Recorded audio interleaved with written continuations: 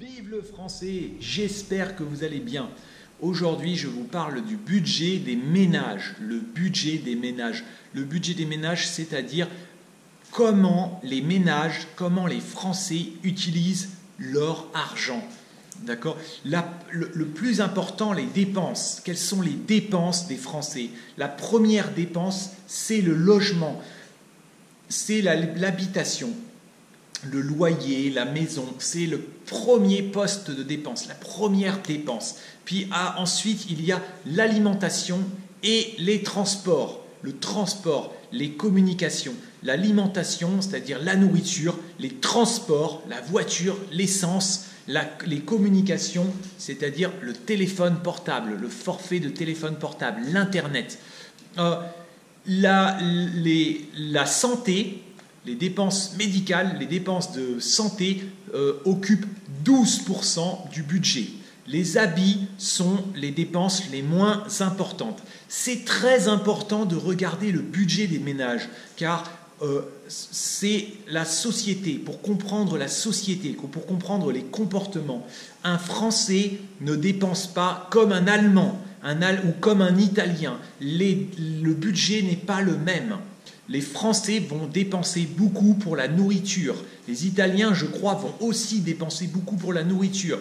Donc, les gens dépensent différemment. Et aussi, les classes sociales différentes vont dépenser différemment. Par exemple, en fonction de l'âge et en fonction de l'éducation, mes parents qui sont âgés vont dépenser beaucoup pour la nourriture. Ça doit être un de leurs premières dépenses. Ils vont faire très attention. Ils vont manger uniquement des produits bio. Ils vont manger uniquement des produits de très haute qualité. Mais ils vont dépenser beaucoup.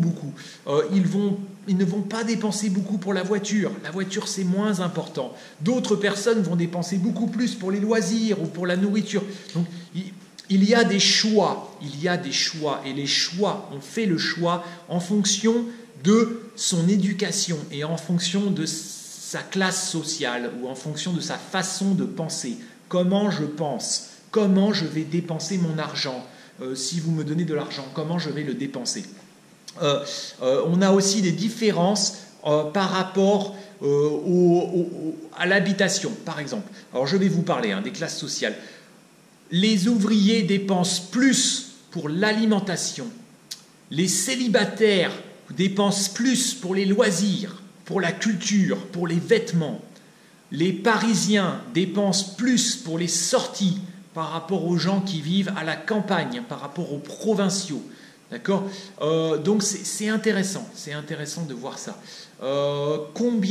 Est-ce que les Français mettent beaucoup d'argent de côté ? Oui. Les Français épargnent beaucoup. Je pense que les Français doivent épargner 80% de leur argent. Les Français essayent d'épargner. En tout cas, alors je regarde un peu si j'ai ça.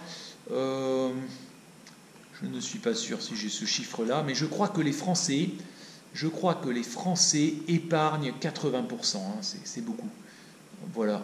Ah oui, le taux d'épargne des Français est le plus élevé. Non, je n'ai pas de taux. Je ne sais pas combien les Français épargnent.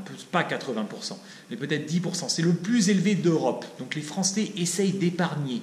Les Français essayent d'épargner beaucoup. Voilà. Donc quand ils épargnent, qu'est-ce qu'ils vont faire ? Ils vont acheter des actions, des obligations. Ils vont placer à la banque. Ils vont essayer d'acheter une maison. Ils vont essayer de laisser un peu d'argent de côté. Mais encore une fois, ça dépend beaucoup du pouvoir d'achat.